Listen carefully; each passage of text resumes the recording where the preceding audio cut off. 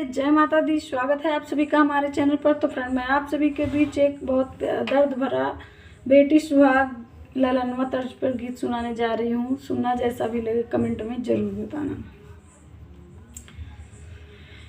दुआरे पे बैठल रोवई बेटी के पापा, रे मामी आंगनवा के बीच रे ललनवा। अरे मामी आंगनवा के बीच रे ललनवा। दुआरे पे बैठल रोवई बेटी के पापा, अरे मामी आंगनवा के बीच रे ललन माया। रे मामी आंगनवा के बीच रे ललन माँ। डोलिया पकड़ रोमई बीरन भैया, रे आजू बहिनी भैली पराई रे ललनवा। रे आजू बहिनी भैली पराई रे ललनवा। डोलिया पकड़ रोमई बीरन भैया, रे आजू बहिनी भैली पराई रे ललनवा। जाऊ ना मोरे भैया मम्मी समझावा, रे जाऊ ना मोरे भैया मम्मी समझावा।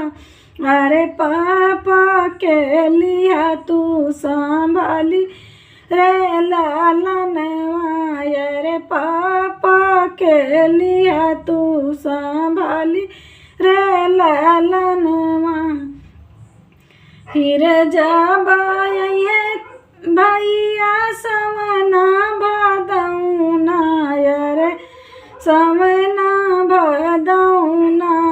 रे बहिनी के किया इंतजार रे ललनवा। रे बहिनी के किया इंतजार रे ललनवा। लिहले जनमवा भैया दुनो एक कोकिया, रे दुनो एक कोकिया। अरे कैसे विधाता लिखे भाग्य रे ललनवा। अरे कैसे विधाता लिखे भाग्य रे ललनवा। पापा जे दिल भैया तो पापा जे दिल तो घरवा दुआरवा। रे हम का तो दिहले निकाली रे ललनवा। रे हम का पठाए दूरी देश रे ललनवा। धन मोरे पापा धन मोरे मम्मी, धन मोरे पापा हो धन मोरी मम्मी।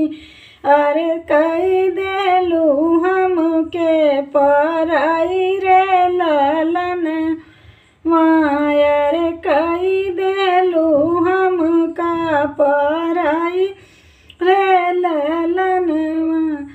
जही दीना मोरे भैया लियली जनम माया। रे वही दीना किहली पराई रे ललनवा। अरे वही दीना लिखली पराई रे ललनवा। जही दीना मोरे भैया लियली जनम माया। रे लिहले जनम माया। रे वही दीना लिख दे पराई रे ललनवा। रे वही दीना कैले पराई रे ललनवा। जते बाटू बहिनी हो दुई दूरी देसवा।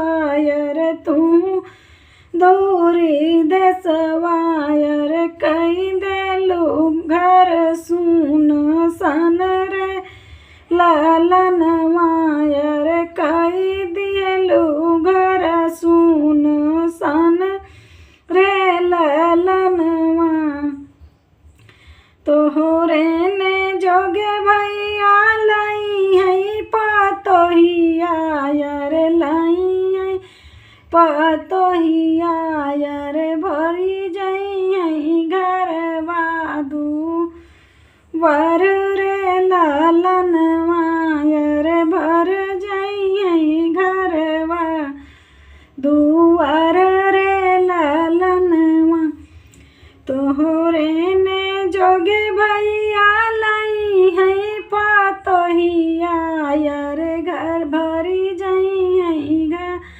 रेवा दुआर रे लालन माया रे भरी जई है घरवा दुआर रे लालन माँ दुआरे पे बैठल रोमई बेटी के पापा यार मम्मी आंगन माँ के बीच रे लालन माया रे मम्मी आंगन माँ के बीच रे